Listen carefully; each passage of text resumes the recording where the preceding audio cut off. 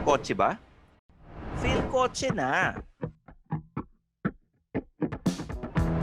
Hi guys, mga Phil Kotsenarians o kung ano man ang tawag namin sa mga viewers ng Phil Kotse o Phil Kotse viewers, Phil Kotsenatics. Nandito kami sa, hindi ito Laguna, pero nasa SM City, Dasmariñas, Cavite kami para sa Suzuki Auto Fest at titingnan natin yung mga Suzuki cars na dala-dala nila ngayon. Mula Espresso hanggang Jimny, kumpletong-kumpleto. Pwede nyong amuyin, himasin, kapakapain at upu-upuan ng mga tsikot na nandito ngayon. So, tingnan natin kung ano yung mga bagong dala nila rito. O nga pala, I'm your host Stanley Chiang, yung senpai ng Turbuhan. Alam nyo naman, gagawin ninyo, like, subscribe, bell icon. Kompleto na yan para makauna kayo sa aming mga latest videos. Tandaan, kotse ba? Feel kotse na. Nandito tayo ngayon sa pinakamurang hatchback ng Suzuki, ang Suzuki Espresso. Ito yung bago mas rugged tingnan. May mga silver accents tayo, tsaka yung mas mataas na din ang cladding sa sides at may silver garnish din hanggang sa likod. Ganon din sa loob nito, may silver accents sa center console, air vents, door trims at sa apakan pagbukas mo ng front doors. Everything else, same pa din with 1 liter, 5-speed manual transmission. Wala pa ring automatic. Alam mo, kung ikaw ay bibili ng unang sasakyan mo, first car, college student or mga bagong nagtatrabaho, bagay na bagay sa'yo to. Tsaka mas gagaling ka pa mag-drive dahil naka-manual ka. Kapatid, ano masasabi mo dito sa Suzuki Espresso? Sir, mas maganda release po natin ng espresso, sir. Kasi aside po sa standard na espresso po natin, itong bago pong espresso po natin, sir, is naka-mags na po at saka may mga garnish na po. Ikaw ba bibili ka ng espresso? May pera ka? Of course naman, sir, sa Suzuki po at ang pinakaunang espresso SE na dumating dito sa ating bansa. Okay. Spell espresso. S-P-R-E-S-S-O. Espresso. Galing. Dahil dyan, papalakpakan ka namin. Thank you. Etong nasa likuran ko ang Suzuki Vitara. Nagbabalik sa nakaraan niya dahil crossover pa rin ito. Pero ang kakaiba rito may all grip select para ready sa mga malubak na daan. Isa lang ang variant with 1.6 liter engine and 6-speed automatic with paddle shifters na. Ang presyo nito, 1,458,000 pesos. Covered ang basic stuff like 10-inch touchscreen with Apple and Android, push start button, automatic aircon and panoramic sunroof. Pero may drive modes din ito dahil sa all grip select, 6 airbags, hill hold and hill descent control, rear sensors and rear camera. Pag itong dala mong sasakyan, anytime pwede kang mag out of town, papunta kayong Tagaytay or Baguio. At dahil all grip select ito, pwede kayong mag out of town or outdoor na with style. Madam, ano masasabi nyo dito sa bagong Suzuki Vitara? Maganda yung Vitara namin, sir. All grip na siya, sir. Madam, magkano deposit dito? 69K, sir. Talaga? Bakit 69K? Parang medyo na Yan po yung nakalagay dyan, sir. 69K na naka-promo DP kami. 69K. Pag cash discount, sir, nasa 250K. 69. Alam na. 69K. Huwag kang pawisan masyado sa akin. Anong papayo mo? Sino mga dapat na bumili ng Vitara? Pwede rin po pang private na may family. Kasi 5-seater naman itong natin, sir, Vitara. Anong masasabi mo sa mga kumukuha ng mga Vitara para ma-approve sa bangko? Ano yung mapapayo mo?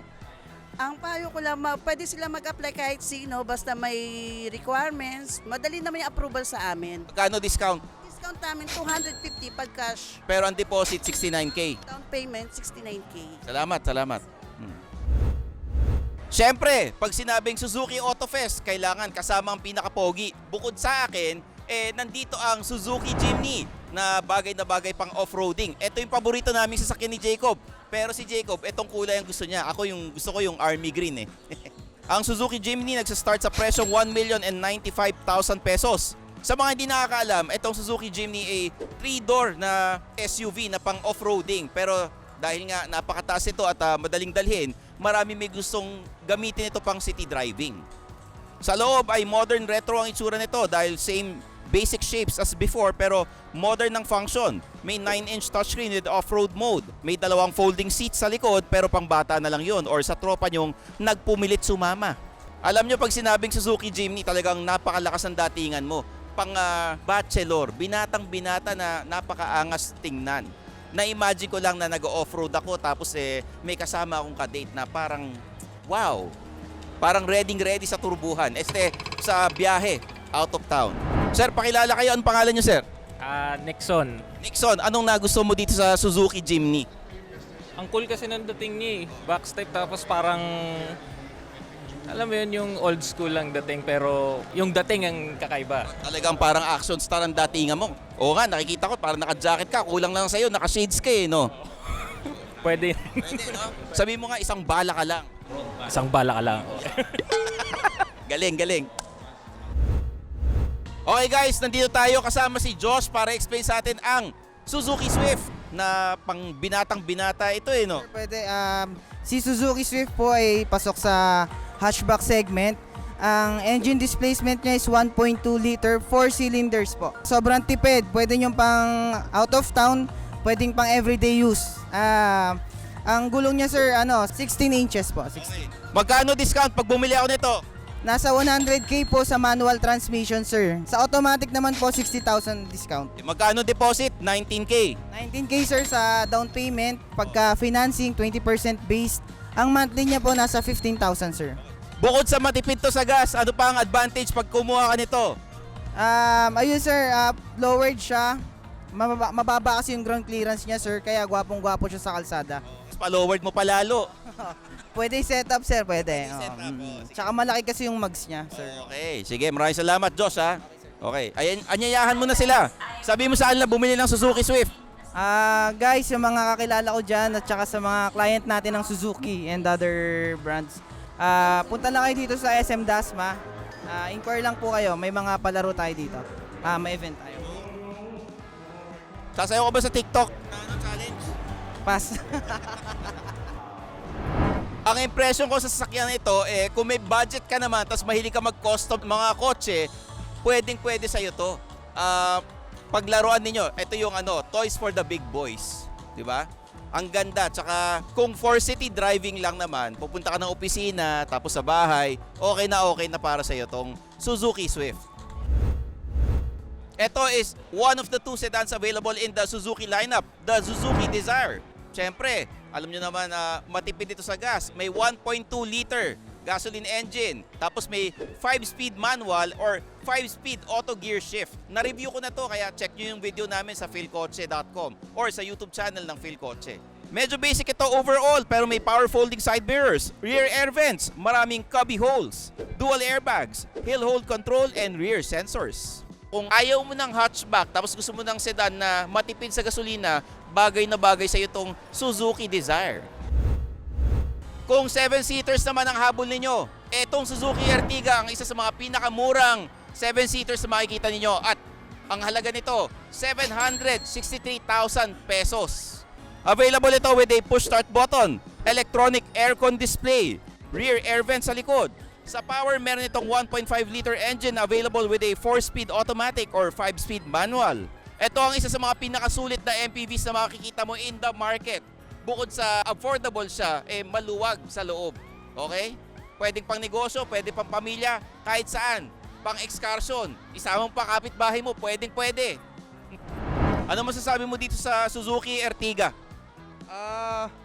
Maganda. Tas pogi, parang ikaw. Okay. Alam mo, lagi kita nakikita sa YouTube, sa Philkotse. Lagi kita nakikita Salamat ha. Parang namumukaan din kita Ay, hindi mo ako mamumukaan. Hindi tayo magkakilala Oo nga, hindi kita kilala. Pero eto, magandang family car ito. MPV. Oo, alam mo ba, kung ako magkakapamilya, eto bibiling ko. Wala ka pang pamilya, so anong bibili mo rito sa Suzuki? Ang bibiling ko sa Suzuki since wala akong pamilya, Ertiga pa rin kasi magkakapamilya ako. Hindi lang yan na makikita nyo rito. Meron pa tayong mga iPad games tsaka TikTok area para sa mga TikTokers dyan. Tapos meron pa mga origami games. Kaya siguradong magiging masaya ang buong pamilya. So kung interesado kayo sa mga Suzuki cars, punta na kayo rito at sa January meron pang susunod na Suzuki Auto Fest sa January 29 to 30. Hindi pa alam kung saan pero i-announce namin sa Facebook page ng Philkotse at ng Suzuki. O paano ba yan? Bibiling ko muna yung Suzuki Jimny kasi matagal ko nang pinagnanasahan yung sasakyang yan. Kita-kits tayo sa next Suzuki Auto Fest at sa susunod na video. I'm Stanley Chi, ang inyong senpai ng turbuhan na nagpapaalala sa inyong lahat. Isasagad ko para biyahing langit. Bye-bye!